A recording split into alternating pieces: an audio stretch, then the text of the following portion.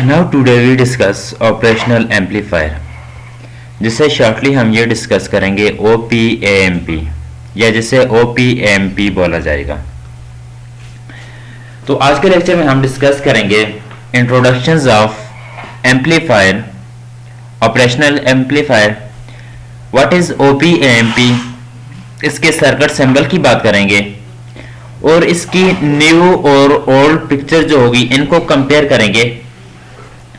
इसके बाद pin diagram को डिस्कस करेंगे कि इसकी पिन डायग्राम क्या होगी, इंपॉर्टेंट टर्म कौन सी होगी पिन डायग्राम में और कौन कौन सी इक्वेशन यूज हो रही है।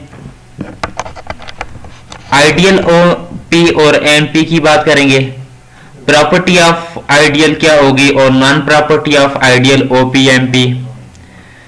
फिर हम डिस्कस करेंगे characteristic of OP-MP and then applications of OP-MP and advantage and disadvantage।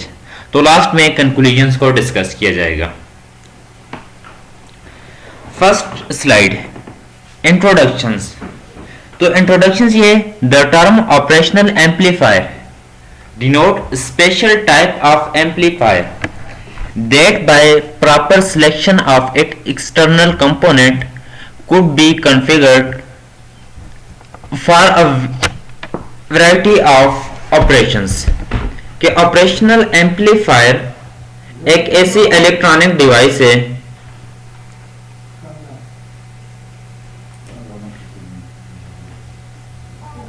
जिसको हम यूज करेंगे कोई भी, फॉर एग्जांपल के सिग्नल दिया जा रहा है तो सिग्नल को एम्पलीफाई करने के लिए हम यूज करेंगे और डिफरेंट इसके ऑपरेशंस होंगे। इंटीग्रेशन ऑपरेशंस है, डिफरेंशियल ऑपरेशंस है। सबसे पहले इसकी हिस्ट्री से स्टार्ट करते हैं। एम्पलीफायर जो है ऑपरेशनल एम्पलीफायर, तो सबसे पहले 1947 में जॉन ने डिस्कस किया था और इसे वैक्यूम ट्यूब से बनाया था। उसके बाद 1960s में न्यू साइंटिस्ट फेयरचाइल्ड, तो इसने सेमीकंडक्टर कोऑपरेशन जो है कॉर्पोरेशंस, तो उसमें एक रिपोर्ट दी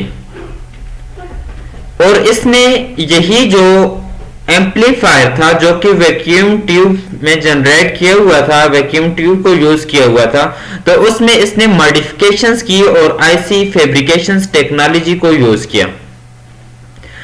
जब इसने न्यू मॉडिफिकेशंस की, आईसी टेक्नोलॉजी को यूज किया और इसी के बाद इसी साइंटिस्ट ने फेयरचाइल्ड ने 1968 में इंट्रोड्यूस किया OP-MP। तो वही जो इसने इंट्रोड्यूस करवाया था 1968 में OP-MP एम्पलीफायर, तो यही एम्पलीफायर जो है तो ये इंडस्ट्री में यूज होने लगा। तो आजकल जो यूज हो रहा है तो फेयरचाइल्ड जो है इसका बनाया हुआ OP एम्पलीफायर यूज हो रहा है। अब हम देखते हैं कि what is OP-AMP। OP means operational AMP amplifier. Operational amplifier means OP amplifier is a DC coupled high gain electron voltage amplifier। कि ये DC coupled होता है, एक होता है AC coupled और ये DC coupled होता है। तो ये DC के साथ कनेक्ट किया जाता है जिसका इलेक्ट्रॉन गेन वोल्टेज जो होता है तो ये इसको क्या करता है, एम्पलीफायर करता है। Direct coupled high gain amplifier usually consisting of one और मोर डिफरेंशियल एम्पलीफायर। तो जब इसको डायरेक्ट कपल किया जाता है तो इसमें एक या एक से ज्यादा डिफरेंशियल एम्पलीफायर होंगे। इसकी आगे जब हम सर्किट डायग्राम या पिन डायग्राम की बात करेंगे तो एम्पलीफायर जो होगा तो इस एम्पलीफायर में एक या एक से ज्यादा डिफरेंशियल एम्पलीफायर को यूज किया जाएगा। Output stage is generally a push pull और push pull complementary symmetry pair. तो इसमें ये देखें एक इनपुट, दो इनपुट शो किए हुए, एक नेगेटिव टर्मिनल दूसरा पॉजिटिव टर्मिनल, दो एक्सटर्नल सोर्सेस इसके साथ कनेक्ट करेंगे और साथ आउटपुट वोल्टेज जो होगा। तो आउटपुट वोल्टेज किस तरीके से ऐड करेगा, या तो पुश पुल की तरह या कंप्लीमेंट्री सिमेट्री पेयर। तो सिमेट्री पेयर कौन से होंगे कि इनपुट और ये इनपुट दोनों जो दिए हुए एम्पेयर की फॉर्म में, तो यहां पर आउटपुट हमें मिलेगी। ये क्या कर रहा है कि यहां से इनपुट से पुश करेंगे और आउटपुट पर क्या मिलेगी, हमें पुल मिलेगी। Operational amplifier are differential amplifier and their output voltage is proportional to difference of the two input voltage. The operational amplifier symbol is shown in the above figure. तो अब देखें कि इसमें जो जितनी हम इनपुट देंगे तो आउटपुट इनपुट के इतनी ही ज्यादा होगी। इनपुट हम दो टर्मिनल से दे रहे हैं, तो इनपुट को जितना ज्यादा करते जाएंगे तो आउटपुट उतनी ही ज्यादा होती जाएगी। इसकी रीजन क्या है, क्योंकि ये डायरेक्टली प्रोपोर्शनल है। एम्पलीफायर का काम ही यही है कि सिग्नल को एम्पलीफाई कर देना। तो जब हम इनपुट दे रहे हैं तो इनपुट को ज्यादा करें तो उससे ऑटोमेटिकली आउटपुट क्या हो जाएगी, ज्यादा हो जाएगी। अब इसने दो टर्मिनल यूज किए हैं, तो एक टर्मिनल जो होगा इसे इन्वर्टिंग टर्मिनल और दूसरे टर्मिनल को नॉन इन्वर्टिंग टर्मिनल कहा जाता है। तो इन्वर्टिंग और नॉन इन्वर्टिंग टर्मिनल को सम टाइम इसके साथ लिखा जाता है और सम टाइम इसके साथ नहीं लिखा जाता। तो इन्वर्टिंग और नॉन इन्वर्टिंग टर्मिनल के लिए यहां पर यूज किया जाता है, एक को माइनस और दूसरे को प्लस से लेबल किया जाता है। ये देखें, एक माइनस है और दूसरा ये कौन सा है, प्लस। तो माइनस और प्लस ये इंडिकेट करेंगे कि ये एक इन्वर्टिंग है और दूसरा नॉन इन्वर्टिंग है। आगे हम डिस्कस करेंगे कि इनमें से इन्वर्टिंग कौन सा टर्मिनल होगा, नेगेटिव टर्मिनल होगा या पॉजिटिव टर्मिनल। तो इसी तरीके से नॉन इन्वर्टिंग टर्मिनल को भी डिटेल में डिस्कस करेंगे। अब इसके सर्किट सैंपल की बात करते हैं। तो सर्किट सैंपल क्या होगा, सर्किट सैंपल हमारे पास ये होगा पॉजिटिव सप्लाई टर्मिनल। तो इसमें दो टर्मिनल यहां पर देखें, तो ये दो टर्मिनल हैं, एक ये वाला टर्मिनल और दूसरा ये। तो पॉजिटिव सप्लाई टर्मिनल, तो ये वाला टर्मिनल जो होगा अपर जो टर्मिनल है ये पॉजिटिव सप्लाई, तो यहां पर ये पॉजिटिव सप्लाई टर्मिनल। इसी तरीके से ये वाला टर्मिनल जो था नेगेटिव टर्मिनल, तो कहां से, ये एक्सटर्नल सोर्स से हमें मिलेंगे। एक्सटर्नल सोर्स कौन से होंगे, सप्लाई को यूज करेंगे, तो ये नेगेटिव सप्लाई टर्मिनल। तो ये वाला टर्मिनल जो होगा नेगेटिव सप्लाई टर्मिनल होगा। अब यहां पर Vn और Vp ये क्या है, तो इनको डिस्कस करते हैं। और V तो ये रिप्रेजेंट कर रहा है आउटपुट टर्मिनल को।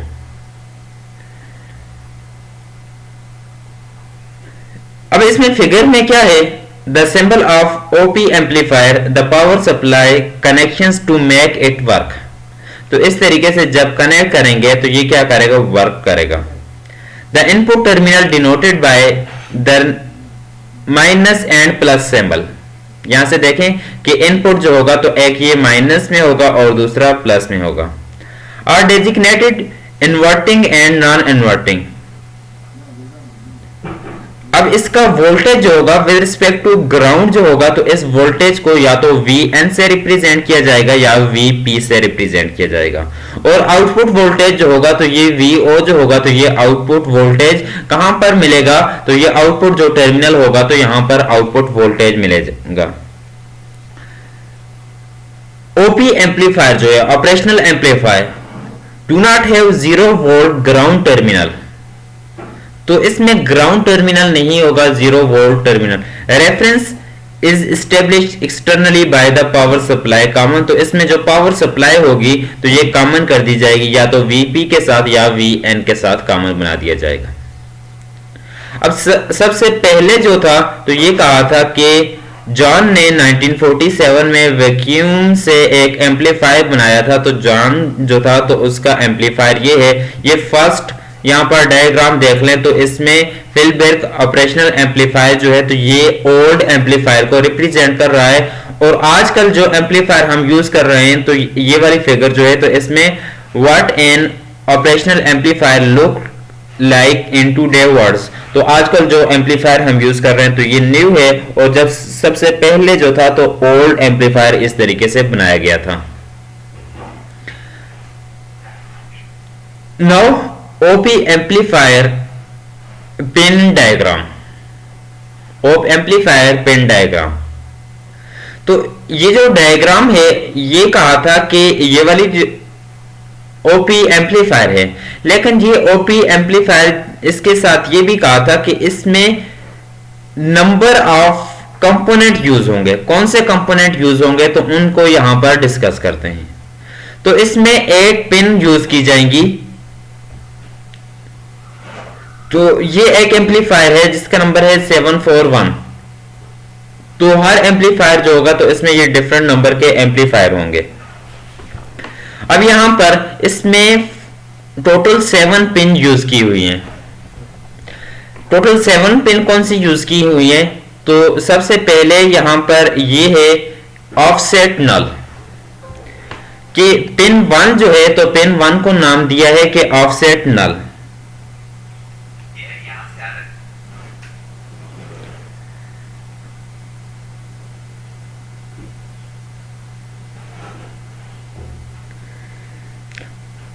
ऑफसेट नल फिजिक्स में क्या होता है? तो फिजिक्स में ऑफसेट नल को ऐसे हम डिफाइन करते हैं, the offset voltage is a parameter defining the differential DC voltage required between inputs of an amplifier, especially an operational amplifier।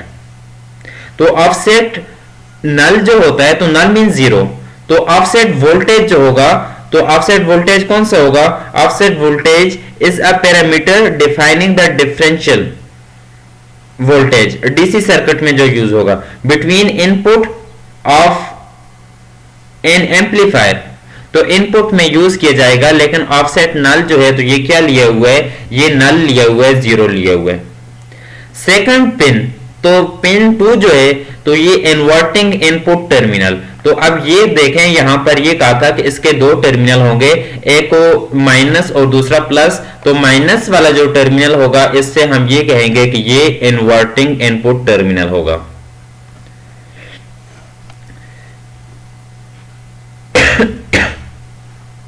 Pin 4, तो पिन 3 कौन सी होगी? Non inverting. तो जो दूसरा जो होगा प्लस, तो प्लस वाला जो टर्मिनल होगा जिसे पॉजिटिव टर्मिनल कहा जाएगा, तो प्लस टर्मिनल जो होगा नॉन इन्वर्टिंग इनपुट टर्मिनल। तो ये non inverting input terminal. Pin 4 ये रिप्रेजेंट करेगा, यहां पर ये देखें कि पिन 4 क्या होगी? तो ये इसे, और पिन 5 इसको रिप्रेजेंट करेगा।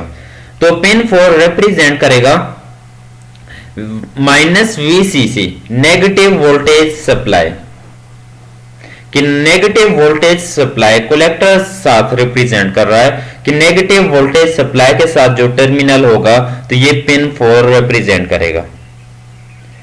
अब इसी तरीके से कि पिन 5 जो होगा तो पिन 5 ऑफसेट नल क्या होगा कि ऑफसेट नल पिन 1 में भी हमने यूज किया है, पिन 5 में यूज किया है। जो पिन 1 में यूज किया था वो इनपुट के लिए, और पिन 5 में जो यूज करेंगे तो ये आउटपुट में यूज करेंगे। तो पिन 5 जो होगा तो ये आउटपुट में यूज कर रहे हैं। पिन 6, तो पिन 6 जो है तो ये आउटपुट वोल्टेज को रिप्रेजेंट करेगा कि 2 टर्मिनल जो होंगे इन्वर्टिंग और नॉन इन्वर्टिंग से इसे डेटा दिया जाएगा, सिग्नल दिया जाएगा, तो उससे हमें आउटपुट मिलेगी जो कि इसे एम्पलीफाई कर देगा। पिन 7, तो पिन 7 यहां पर ये देखें तो ये +VCC जो होगा, यहां पर SS लिखा हुआ है लेकिन ये सोर्स के लिए है, तो पिन 7 में हम ये यूज करेंगे तो +VCC। तो +VCC क्या इसे रिप्रेजेंट करेगा? पॉजिटिव वोल्टेज को रिप्रेजेंट करेगा। और पिन 8 क्या है? तो पिन 8 को NC कहा जाएगा कि जो कनेक्ट नहीं की, तो ये टोटल 8 पिन होंगी। 8 पिन जो है तो पिन 8 कनेक्ट नहीं होती, तो इसके बगैर जो पिन हम यूज करेंगे तो टोटल नंबर ऑफ पिन जो होंगी तो 7 पिन होंगी। अब इसमें इंपॉर्टेंट टर्म और इक्वेशंस को डिस्कस करते हैं कि इंपॉर्टेंट टर्म कौन सी होगी। अब गेन एम्पलीफायर है तो गेन एम्पलीफायर को हम ऐसे रिप्रेजेंट करेंगे VD। तो VD क्या है? Difference between the voltage. VO तो gain of output, gain of voltage, और ये इक्वेशंस क्या बन जाएगी, ये इक्वेशंस हमारे पास बनेगी कि गेन वोल्टेज जो इक्वल होगा, किसके इक्वल होगा, तो ये multiply by gain of amplifier and difference of VP minus VN के। तो इसके इलेक्ट्रिकल पैरामीटर कौन से होंगे, सबसे फर्स्ट वन जो होगा तो input bias current. Input bias current क्या होगा, तो इनपुट बायस करंट जिसे रिप्रेजेंट करेंगे आई बी से। Average of current that flow into the inverting and non inverting terminal of OP. अब ये जो होगा तो इन्वर्टिंग और नॉन इन्वर्टिंग की तरफ जो फ्लो करेगा तो उसे आई बी कहा जाएगा, input bias current. I ratio P and O ratio P impedance, ये इसका सेकंड पैरामीटर होगा।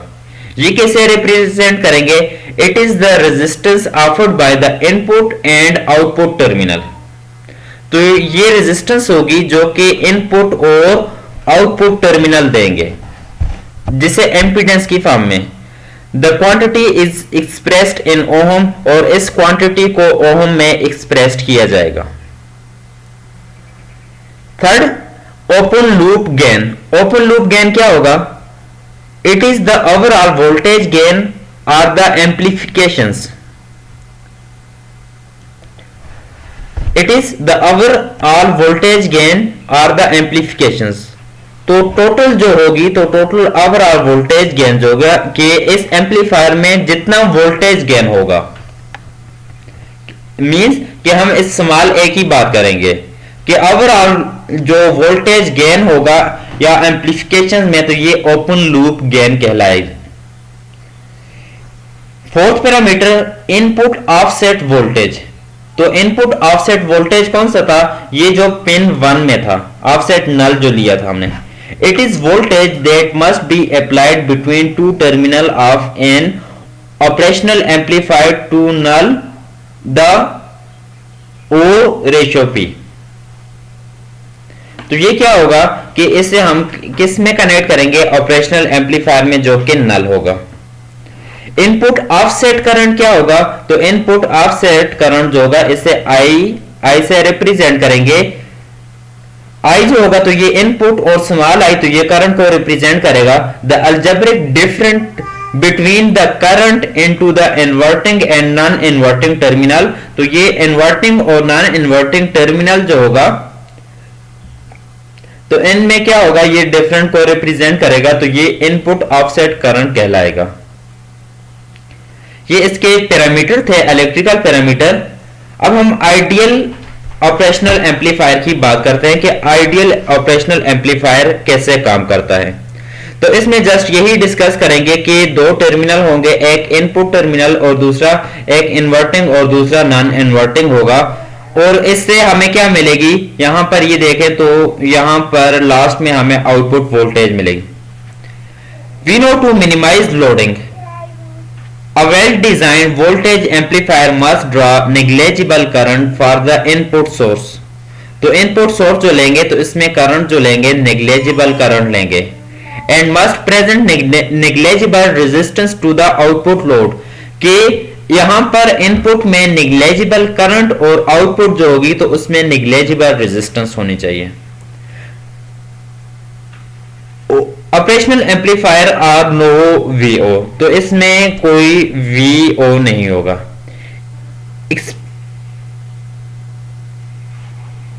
So we define the ideal operational amplifier as an ideal voltage amplifier with infinite open loop gain। तो open loop gain में क्या होगा कि ए जो होगा तो ये रिप्रेजेंट करेगा कर रहा था गेन को, किसकी, एम्पलीफायर को। ओपन लूप गेन में गेन जो होगा तो ये क्या होगा, ये इनफाइनाइट होगा। It's ideal terminal conditions are, तो इसमें जो कंडीशंस होगी तो रेजिस्टेंस जो होगी आर डी जो होगी तो ये जीरो होगी, इनफाइनाइट होगी। आर नॉट जो होगी तो आउटपुट के ऊपर जो रेजिस्टेंस होगी जीरो। आई पी और आई एन जो होगा तो ये करंट यहां पर इनपुट टर्मिनल IP और IN दोनों इनपुट टर्मिनल हैं, तो इन दोनों इनपुट टर्मिनल के ऊपर करंट जो होगा तो ये 0, और आउटपुट जो होगा तो यहां पर रेजिस्टेंस 0 हो, तो इनपुट और आउटपुट टर्मिनल के ऊपर अगर करंट 0 हो। Ideal amplifier follow the given properties, तो इसकी प्रॉपर्टीज कौन सी हैं?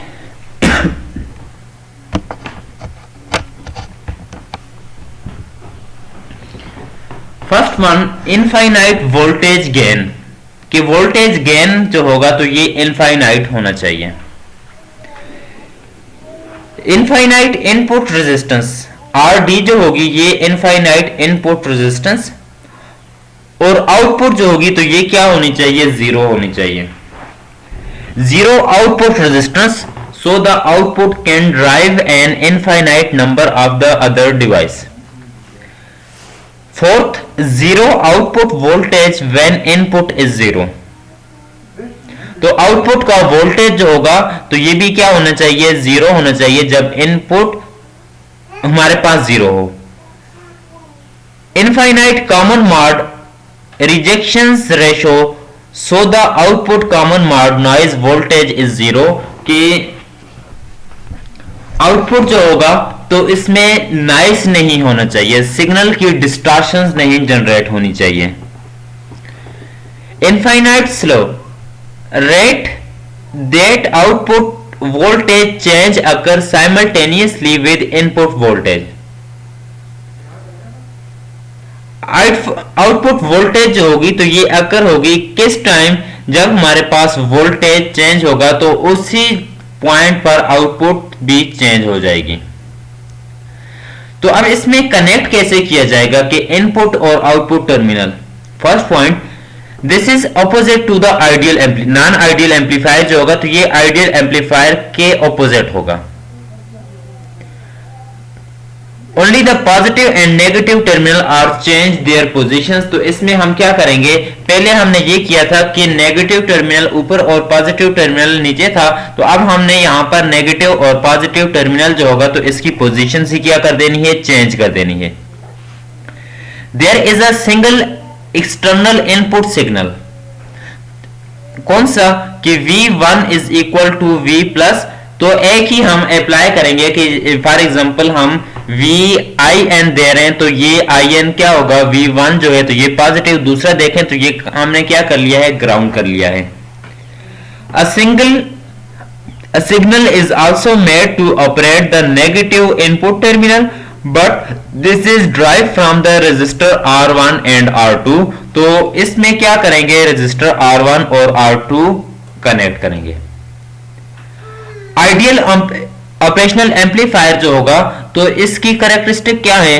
कि इनफाइनाइट इनपुट एम्पीडेंस कितनी होनी चाहिए? इनफाइनाइट, तो ये 2 मिली ओम के इक्वल होनी चाहिए, 2 मेगा ओम के इक्वल। लो आउटपुट एम्पीडेंस कितनी होनी चाहिए? तो ये 200 ओम के इक्वल। इसी तरीके से लार्ज वोल्टेज गेन जो हो तो इसकी फ्रीक्वेंसी कम होनी चाहिए।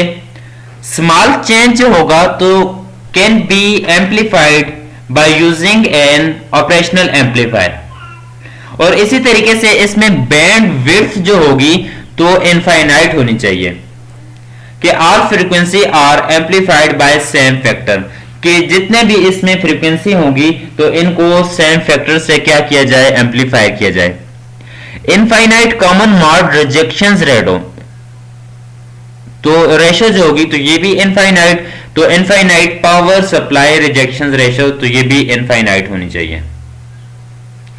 Now characteristic of non ideal operational amplifier, तो ये इसके ऑपोजिट होगी। तो finite open loop gain that cause gain error, तो इसमें फाइनाइट ओपन लूप होगा।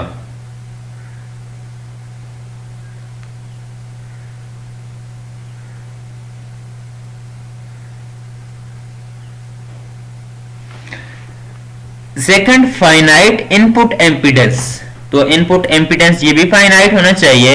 And zero output एम्पीडेंस, finite CMRR, तो CMRR क्या है? तो ये कॉमन मॉड रिजेक्शन रेशो। तो कॉमन मॉड रिजेक्शन रेशो जो है तो ये क्या होनी चाहिए? ये भी finite. Common mode input resistance, finite bandwidth.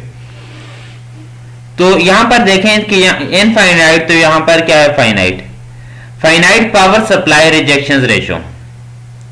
Applications कि इसे कहां पर यूज किया जाएगा? तो इसे AC को DC में कन्वर्ट करने के लिए, A to D मींस कि AC को DC में कन्वर्ट करने के लिए पावर सोर्स के तौर पर यूज किया जाता है। एंड जीरो क्रॉसिंग डिटेक्टर के तौर पर इसे यूज किया जाता है कि जीरो क्रॉसिंग डिटेक्टर जहां पर हमें यूज हो तो उसकी जगह पर हम इसे ऑपरेशनल एम्पलीफायर जो होगा तो इसे हम यूज कर सकते हैं। जीरो क्रॉसिंग डिटेक्टर क्या होता है? तो जीरो क्रॉसिंग डिटेक्टर जिसे GCD से रिप्रेजेंट किया जाता है is one type of voltage comparator used to detect a sine wave form transitions from positive and negative that coincide with I over P cross the zero voltage conditions। कि A to D converter क्या है? A to D converter ये है कि analogue to digital, यहां पर ये A to D means analog to digital. तो DAC लिखा होगा तो digital to analog converter are important building block with the interface sensor। and ADC means analog to digital, an analog signal and convert it into binary one। Analog जो होंगे तो इसको किस में? बाइनरी सिग्नल में कन्वर्ट करने के लिए। वाइल DAC क्या करेगा? ये कन्वर्ट करेगा बाइनरी सिग्नल जो होंगे तो इनको एनालॉग वैल्यू में कन्वर्ट करेगा। अब फिगर 1 जो है give block diagram of such system, an example of such system is PC sound card. तो PC साउंड कार्ड क्या होते हैं? यहां पर ये देखें कि यहां से कोई बोल रहा है, माइक्रोफोन है, तो ये एनालॉग टू डिजिटल, ये एनालॉग सिग्नल दे रहा है। तो इन सिग्नल को ये डिजिटल सिग्नल में एक हम कन्वर्ट करेंगे। जब डिजिटल सिग्नल में कन्वर्ट किया जाएगा आगे सिस्टम जो होगा तो सिस्टम एनालॉग जो सिग्नल होंगे इनको कोड नहीं करेगा। सिस्टम जो होगा तो जस्ट डिजिटल सिग्नल को कोड करता है। तो यही सिस्टम जो डिजिटल सिग्नल देगा तो ये डिजिटल सिग्नल जो होंगे तो इन फिर डिजिटल सिग्नल को AC में कन्वर्ट की DAC में कन्वर्ट किया जाता है। फॉर एग्जाम्पल यहां पर देखें कि इनपुट वोल्टेज, तो इनपुट वोल्टेज ये किस में है? एनालॉग सिग्नल में, तो ये बाइनरी नंबर में है तो डिजिटल सिस्टम इसे A to ADC में, फिर यहां पर इसे क्या किया है कि इसे अगेन जो है तो एनालॉग सिग्नल में कन्वर्ट किया है। Operational amplifier as a current source, तो ऑपरेशनल एम्पलीफायर जो होगा तो इसे as a current source use किया जाता है। किस वजह से? Current source can be made from an inverting amplifier. तो यहां पर ये देखें कि current source, the current in the load resistor R0, तो ये R0 जो होगा तो ये लोड रजिस्टर को रिप्रेजेंट करेगा, must be equal to the current in R1, तो ये करंट किसके इक्वल? जितना R1 के इक्वल होगा। The current is obtained by dividing the input voltage by R1। कैसे? कि ओहम लॉ इक्वल होता है V is equal to IR के, तो हम क्या करेंगे? V ओवर R, तो हमें क्या मिलेगा? करंट मिलेगा। तो ये इनपुट में देखें कि एक टर्मिनल जो है इसे नॉन इन्वर्टिंग और दूसरा इन्वर्टिंग, तो दूसरा क्या है? रजिस्टर R1 इनपुट के साथ और रजिस्टर R जो 2 होगी तो आउटपुट रेजिस्टेंस दोनों आपस में क्या होनी चाहिए? इक्वल होनी चाहिए। ये कहा था कि इसे हम यूज कर सकते हैं एप्लीकेशन जो है पावर सोर्स और जीरो क्रॉसिंग डिटेक्टर में। जीरो क्रॉसिंग डिटेक्टर क्या है?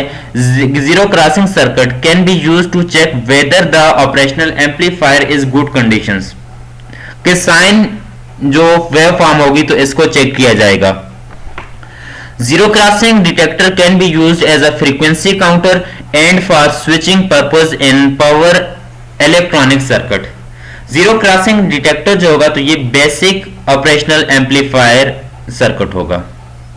तो एडवांटेज ऑफ ऑपरेशनल एम्पलीफायर क्या होंगे, तो इसके एडवांटेज ये होंगे कि ऑपरेशनल एम्पलीफायर जो होगा तो ये यूनिवर्सल एम्पलीफायर हैं। Voltage comparator, precision rectifier, analog to digital converter में हम यूज कर सकते हैं। इसी को यूज करके digital to analog converter as a filter use किया जाता है, डिफरेंशियल एंड इंटीग्रेटर ये सर्किट में, और voltage and current regulator analog to computer. Disadvantage, तो डिसएडवांटेज ऑफ ऑपरेशनल एम्पलीफायर, तो इसके क्या होंगे, most operational amplifier are design to follower power operations for lower power operations, तो इनको लोअर पावर ऑपरेशन के लिए डिजाइन किया जाता है। For high output is design, then the operational amplifier is specially design for that purpose must be seen. Most commercial operational amplifier of when the load resistance is below a specific level, तो ये क्या है इसके disadvantage. तो आज के lecture में ये कॉपी है, तो नेक्स्ट लेक्चर में हम डिस्कस करेंगे पैरामीटर। इसके जो इलेक्ट्रिकल पैरामीटर यहाँ पर हमने डिस्कस किए थे, तो नेक्स्ट लेक्चर में इन पैरामीटर को डिटेल के साथ हम डिस्कस करेंगे। ये इसके इनपुट बायस करंट और impedance, open loop, input offset voltage, input offset current, तो ये इसके पैरामीटर, तो नेक्स्ट लेक्चर में हम इनको काफी डिटेल के साथ डिस्कस करेंगे।